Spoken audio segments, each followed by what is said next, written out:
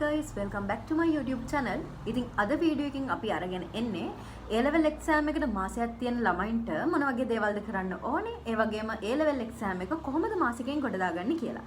එහෙනම් අපි යමු වීඩියෝ එකට. ඉතින් අද වීඩියෝ එකට එකතු වෙන්නේ Peradeniya engineering faculty third year එකේ ඉන්න අය කෙනෙක්. අපි එයාගෙනත් අහගමු කොහොමද එයා එක්සෑම් එකට වැඩ කරේ. එහෙම වගේම මාසයක් තියාගෙන එක්සෑම් එකට කරන්න ඕනේ වැඩ මොනවාද කියලා. channel එකට අලුතෙන් එකතු වෙන කෙනෙක් නම් මම පේරාදෙණිය විශ්වවිද්‍යාලයේ සමසෞඛ්‍ය විද්‍යාපීඨයේ දෙවන වසර ශිෂ්‍යාවක්. එහෙනම් අපි බලමු කොහොමද එක්සෑම් එකට වැඩ කරන්නේ කියලා. හරියට මේ level එක්සෑම් එකට තියෙන තව මාසයක් වගේ කාලයක්. මේ මාසයක් ඇතුලේ කාලේ අපිට කරන්න ඕනේ වැඩ අපි සර්කල් එකක් විදිහට හදාගත්තා. ඉස්සෙල්ලාම අපි කරන්න ඕනි පාස් පේපර්ස් කරන එක. ඊළඟට කරපු පාස් පේපර්ස් වලට විවරණ ලියන එක. ඒ විවරණ ලියලා Tamanට බැරි කෑලි එහෙමත් නැත්නම් සිලබස් එකේ මිස් වෙච්ච කොටස් ඒ වගේම ගණන් හදාගන්න බැරි තැන් තියෙනවා නම් ආපහු ඒ ටික කවර් කරගෙන ආයෙත් පාස් පේපර්ස් කරන එක තමයි අපේ මේ අන්තිම මාසයේ කරන්න ඕනේ වැඩපිළිවෙල වලට එකතු වෙන්නේ. එහෙනම් අපි බලමු පාස් පේපර්ස් කරන්නේ කොහොමද කියලා. ඒ වගේම මම හරියට පාස් පේපර්ස් කරන්නේ කොහොමද කියලා වීඩියෝ එකකුත් දාලා තියෙනවා. ඔයාලට සවිස්තරාත්මකව ඒක බලා ගන්න ඕන නම් ගිහින් ඒ වීඩියෝ එක බලන්න. හරි. එහෙනම් අපි බලමු කොහොමද හරියටම පාස් පේපර්ස් කරන්න ඕනේ. දැන් මෙහෙමයි. දැන් පාස් පේපර්ස් එකක් කරද්දි දැන් මාසයක් වගේ කාලයක් නම් තියෙන්නේ. අපි දැන් ඒක එක්සෑම් එකේ ඉන්නා සමානව කරන්න උත්සාහයක් දරන්න ඕනේ. ඒ කියන්නේ අපි බාහිර පරිසරයෙන් පොඩ්ඩක් වෙනස් වෙලා අපිට කාමරයක් වගේ තියෙනවා. අපි ඒ කාමරේ පොඩ්ඩක් මේ කාමරයක් කරන්න නම් ගොඩක් හොඳයි. මොකද අපි එක්සෑම් ලියන්නේ කොහොමත් එක්සෑම් හෝල් එකකනේ. එතකොට සාමාන්‍යයෙන් අපි වතුර බෝතලයක් ගෙනන එක්සෑම් එකට වතුර බෝතලයක් ගෙනනවා. එතකොට ඒ විදියට ටයිම් එකක් තියාගෙන ටයිම් ඔන් කරලා ඒ කියන්නේ අපි වොච් එකේ වෙලාව බලාගෙන හරියට ඔව් ඒ කියන්නේ එක කරන පේපර් එක කරනවා නම් MCQ කරනවා නම් ඔයාලා MCQ එකට තියෙන පෑ දෙක හරියටම පෑ දෙක කරන්න ඕනේ. ඒක කරනවා පෑ දෙකෙන් පස්සේ තමයි පුටුවෙන් නැගිටින්න. ඔව් පිටුවෙන් නැගිටින්න ඕනේ. ඔයා හිතන්නකෝ ආට ටයිම් ඇති. ඇත්තරම පෑ දෙකක් කියෙත් නෑ. ඒත් ඒ නැගිටින්න එපා. පෑ දෙක ඉඳගෙනම ඉන්න ඕනේ. මේ කාලේ කරන්න ඕනේ මම නම් හිතන හොඳම දේ ප්‍රැක්ටිස් එක. මොකද එක්සෑම් එකට යන්න කලින් සමහරුන්ට එක්සෑම් හෝල් එකේදී ඇති වෙන ගොඩක් ප්‍රශ්න. දැන් මට නම් ඒ දවස්වල බයෝ මේ පේපරේ ලියා ගන්න බෑ. ඒ ප්‍රශ්නෙට වෙලාවමදි පැය භාගෙ මට එක රචනා ප්‍රශ්නයක් ලියා ගන්න බෑ. එතකොට ඒ වගේ අපිට එක්සෑම් එකට කලින් තියෙන මිස්ටේක්ස් මොනවද කියලා අඳුන ගන්න අනිවාර්යෙන්ම එක්සෑම් එක වගේම අපි එක්සෑම් එකට කලින් පේපර්ස් කරන්න ඕනේ. අඩුම එහෙම පේපර්ස් 3ක්වත් කරලා යමු. ඒ වගේම තමයි මේ ටයිම් මැනේජ්මන්ට් එකනේ. ටයිම් මැනේජ්මන්ට් එකේදී කරන්න ඕන විශේෂම දේ තමයි අපි MCQ පේපර් එකක් ගමුකෝ. එතකොට දැන් අපි පළවෙනි ප්‍රශ්නේ ඉඳන් කරගෙන යනවා. පැය දෙකක් කරගෙන විනාඩි දෙකක් විතර එක ප්‍රශ්නයකට ගන්නවා. අමාරු ප්‍රශ්නයක් આવත් ඒත් අපි වැය ගන්න විනාඩි දෙක විතර. ඒක රවුන්ඩ් කරලා හරි රවුන්ඩ් කරලා ඊළඟ ප්‍රශ්නට යනවා. අපිට ওই අතර වෙලාවල් වල තියෙනවා මේ විනාඩි දෙකක් යන්නේ සමහර MCQ තියෙන ලේසි. ඉක්මනට කරලා ඊට පස්සේ ඒ කාලේ අරකට වැය කරන්න පුළුවන්. ඒක කරන්නත් ඕන අන්තිමට. අන්තිමට එකතු වෙන ටයිම් පීරියඩ් එකේදී තමයි ඒ ටික කරන්න ඕනේ. ඒ ටික කරන්න ඕන. එතකොට තව සාමාන්‍යයෙන් දැන් මාසයක් වගේ නම් තියෙන්නේ. එතකොට අපිට දැන් අබ්බා හිතමු කම්බයින්මන්ට්ස් ගැන. දැන් කම්බයින්මන්ට්ස් වල පේපර් එකේ ස්ට්‍රක්චර් එකක් තියෙනවා. එතකොට අපි කරන්න ඕන දැන් ඉස්සෙල්ලා පේපර් එක ලියනවනේ අපි වෙලාවට ටයිම් තියලා. ඊට අපි දන්නවා දැන් බැරියව මොනවද මේවා මොනවද කියලා. ඔව් අපේ මිස්ටේක්ස් මොනවද කියලාත් අපි අඳුන ගන්නවා. එතකොට අපි කරන්න ඕන දැන් ගොඩක් වෙලාවට කම්බයින්මන්ට්ස් වල පළවෙනි ප්‍රශ්නේ හැම එකමනේ ප්‍රශ්නේ.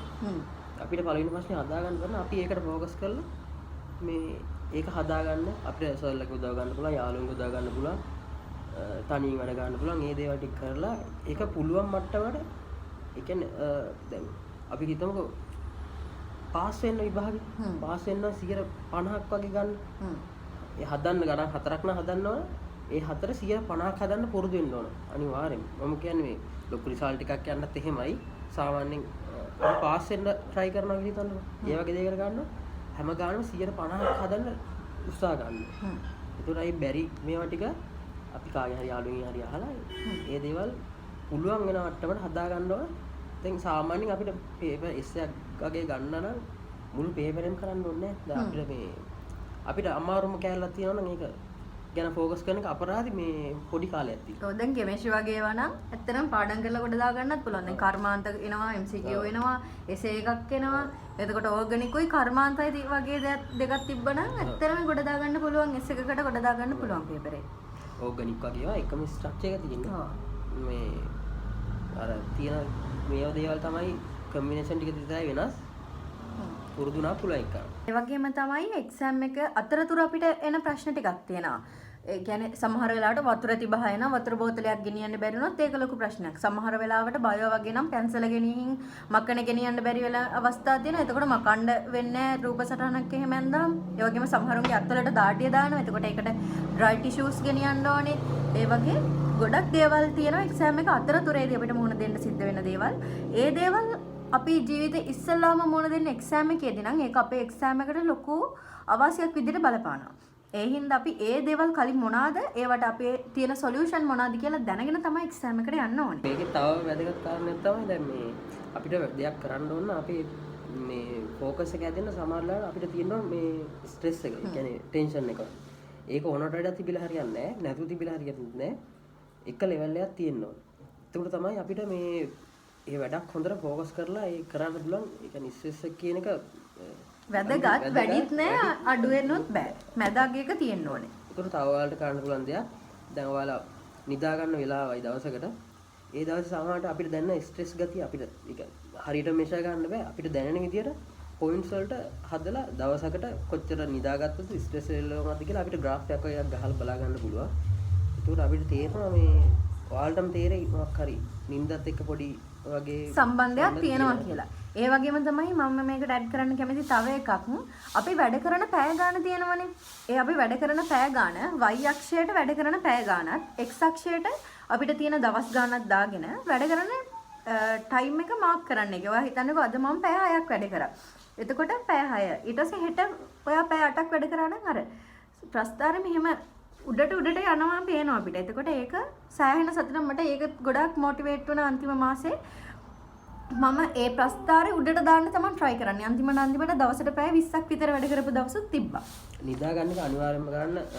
පැයක් නිදා ගන්න එක ලොකු ඉෆෙක්ට් එකක් තියෙනවා ඇත්තට. වැදගත් කාරණාවක් තමයි දැන් අපි දවසට කරන්න පුළුවන් වැඩ ටික හදාගන්න. ඒ කියන්නේ ඕනට වැඩිය නෙවෙයි.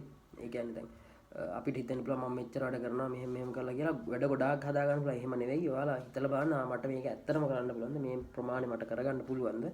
එහෙම වැඩ ප්‍රමාණයක් හදා ගන්න. ඒවට අදාළ බ්‍රේක්ස් ගන්න. ඒ කාලේ මට චුම්බක ශේෂ්ත්‍ර එච්චර බෑ. එතකොට මම කරන්නේ මුළු දවසම චුම්බක ශේෂ්ත්‍රත් එක්ක ඔට්ටු වෙනවා. එතකොට මට ඇත්තටම මේ දවසෙන් චුම්බක ශේෂ්ත්‍ර පාඩම ගොඩ දා ගන්න බෑ. හැබැයි එතකොට දවසක්ම අපරාධ. හැබැයි ඊට වැඩිය හොඳ වෙන්න තිබ්බා. තාපේ වගේ පාඩමක් වැඩි දියුණු කරගත්තා නම් වගේ මට ඒක මේ ඒ කාලේ වෙච්ච මිස්ටේක් එක. නැවතත් කියන වගේ පාස් පේපර්ස් එක බලලා ඒකේ තියෙන දැන් අපි ඉගෙන ගන්න 100%ම ඕනේ නැහැ.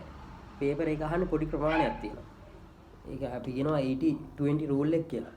එතකොට 180 ලකුණු ගන්න පුළුවන් අපි ඉගෙන ගන්න පොඩි 120යි. එතකොට පාස් පේපර්ස් වලින් ඒ 120 හොයා ගන්න පුළුවන්. එතකොට ඒක හොඳට ફોකස් කරලා ඒකට වැඩ කරොත් ඒ කියන්නේ යාළුවෝ උදව් අරගෙන සර්ලා උදව් අරන් chat GPT හිමත් දාලා උත්තර ගන්න පුළුවන් දැන්. ඒයි පාවිච්චි කරලා උදව් ගන්න පුළුවන්.